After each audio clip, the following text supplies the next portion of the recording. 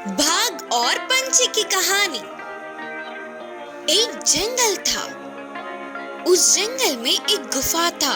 उसमें एक बड़ा सा भाग रहता था। वह भाग भोजन के लिए कोई भी काम करने से पीछे नहीं हटता था। उसी गुफा के पास ही एक पीपल का पेड़ था। उस पेड़ पे एक पंछी रहती थी। यह बाघ और पंछी में उतनी मित्रता तो नहीं थी, मगर कभी-कभी बात करते थे। एक दिन बाघ ने बकरी का शिकार करके मार दिया। उसका मांस खाते समय पतली सी हड्डी बाघ के गले में चुभ गई। कितने भी प्रयास करने पर भी वह हड्डी बाहर नहीं निकली। उसी दर्द में बाघ ऐसे ही गुफा तक गया।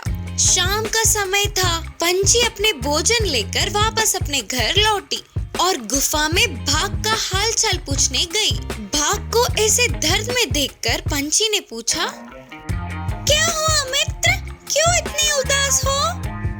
कुछ नहीं मित्र, बस एक पतली सी हड्डी मेरे गले में फंस गई। इससे बहुत दर्द हो रहा है। क्या तुम उसे तुम्हारी लंबी सी चोंच से बाहर निकलकर मेरी थोड़ी मदद कर दोगी?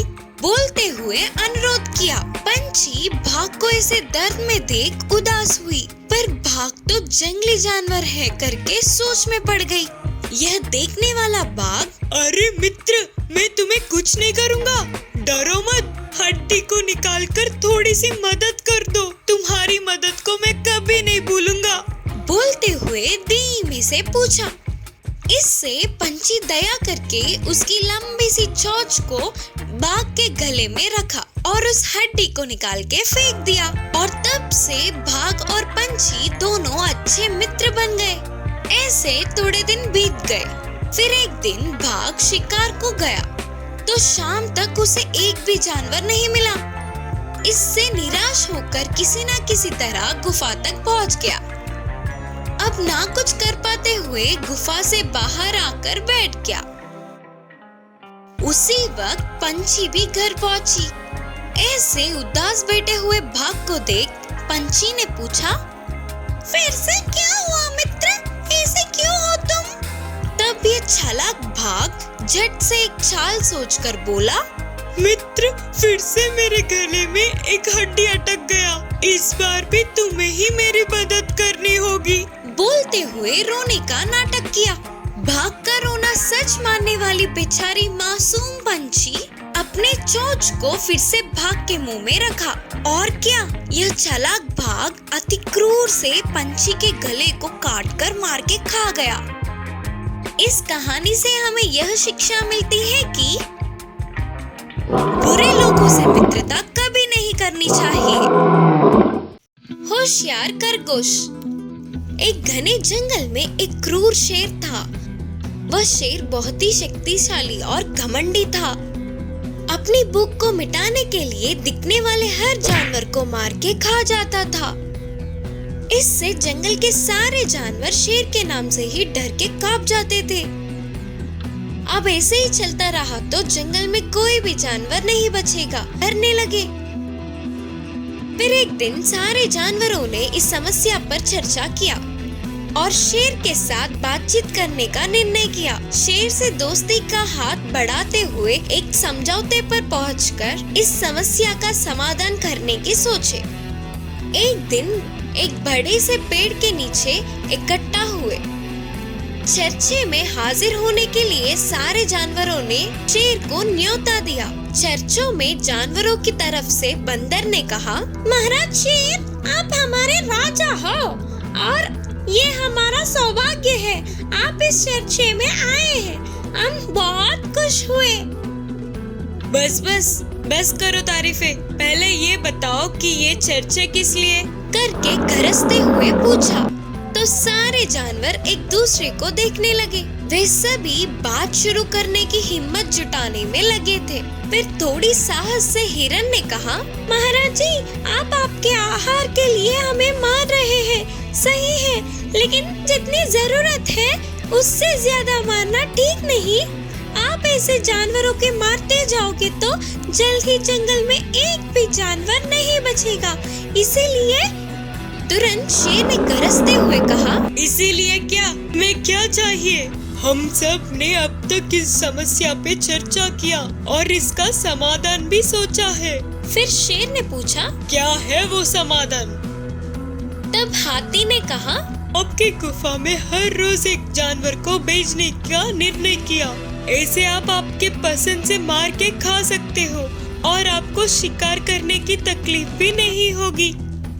तब इस समझौते को शेर तुरंत मानते हुए कहा, ध्यान रहे, जानवर ठीक समय पर मेरे पास पहुंच जाना चाहिए, नहीं तो मैं तुम सबको मार दूंगा। बोलकर चेतावनी देकर चला गया शेर। उस दिन से हर दिन एक जानवर को शेर के आहार में भेजा गया। शिकार करने की जरूरत ना पड़ते हुए हर रोज उसके पास आहार पहुंच जाने पर शेर भी बहुत खुश था। ऐसे दिन बीतते गए तो इस बार शेर के गुफा में जाने की खरगोश की बारी आई। खरगोश बहुत होशियार थी। वह जाते जाते खुद को ही नहीं बल्कि जंगल के सारे जानवरों को बचाने की योजना बनाने में लगी थी। इतने में रास्ते के कुएं को देखते ही उसे झट से एक उपाय मिली और वह जानबूझ के ही शेर के पास समय से देर पहुंची। तब तक भूख से तड़पने वाला शेर को आहार में एक छोटी सी खरगोश को देख उसे बहुत गुस्सा आया तो सभी को मार दूंगा बोलते हुए घर जा। तुरंत खरगोश ने कहा, महाराज, आपके आहार में 10 खरगोशों को भेजा था, लेकिन सारे खरगोश को बीच रास्ते में ही एक दूसरे शेर ने मार दिया। वही इस जंगल का राजा है करके भी बोल रहा है, गरज रहा है। मैं अकेली सुरक्षित इधर पहुंचने के लिए कैसे भी करके बच के निकल आई करके बोली खरगोश। यह सुनकर शेर बहुत गुस्से में गरजते हुए बोला, क्या इस जंगल का राजा कोई और? वो कौन है? कहाँ से आया? मैं उसे मार दूंगा, तुम मुझे उसकी जगह पर ले चलो। होशियार खरगोश ने शेर को पानी से भरा गहरी कुएं के पास ले गई और बोली, यही है महाराज उस शेर के रहने की जगह, वह अंदर छुपा है। शेर कुएं में देखता हुआ अपनी परछाई को देखा और वही दूसरा शेर है करके सोचकर और ज्यादा गरजने लगा। तो पानी में परछाई वाला शेर भी एक समान गुस्से में था।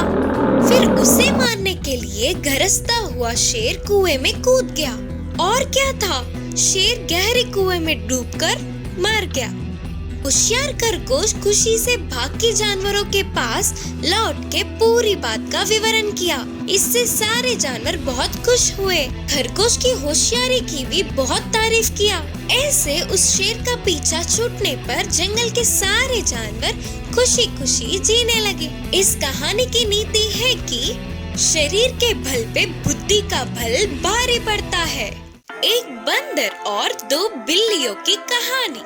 एक बार 2 बिल्ली रोटी के टुकड़े के लिए लड़ रहे थे। मेरा है, नहीं मेरा है करके एक से बढ़ के एक लड़ रहे थे। ऐसे लड़ने वाले बिल्लियों को एक बंदर ने देखा। इतने समय होने पर भी उनकी लड़ाई तो चली रही थी और इस समस्या का समाधान क्या होगा उन्हें कुछ समझ नहीं आ रहा था। अब कोई लाभ नहीं करके बंदर वहाँ जाकर उन दोनों को अलग किया और कहा, बस इतनी सी बात के लिए तुम दोनों क्यों लड़ रहे हो? तुम्हारी समस्या का बस एक ही हल है कि इस रोटी के टुकड़े को तुम दोनों आधा आधा बांट लो। अगर चाहो तो तुम दोनों को एक समान मैं बांट कर दूंगा। ऐसे बंदर के दिए हुए सलाह उन बिल्लियों को पसंद आया। बंदर की वजह से आधी समस्या का हल होने पर बिल्लियां उस रोटी के टुकड़े को बंदर को दिए। फिर बंदर ने उस रोटी के टुकड़े को 2 हिस्सों में बटा, लेकिन बंदर ने कहा, अरे एक हिस्सा तो बड़ा लगता है, बोलकर उस टुकड़े को थोड़ा खा गया। अरे अब ये हिस्सा बड़ा हो गया करके बोलकर उस दूसरे टुकड़े में भी थोड़ा खा गया। अब ये बड़ा हो गया बोलते हुए पहले हिस्से को फिर से खाया। ऐसे थोड़ा थोड़ा करके पूरी रोटी के टुकड़े को खाकर एक ही बार छलांग मार के पेड़ पे चढ़ गया। हाँ हाँ हाँ, मेरी भूख तो मिट गई। अब तुम लोग चलो चलो यहाँ से निकलो, बोलते हुए चिढ़ाने लगा। तब दोनों बिल्लियां चौंक गए, अपने मुंह खुला का खुला छोड़ दिया और वे उदास होकर अपने रास्ते चले गए। इस कहानी की शिक्षा है कि दोनों की लड़ाई किसी तीसरे का फायदा होता है।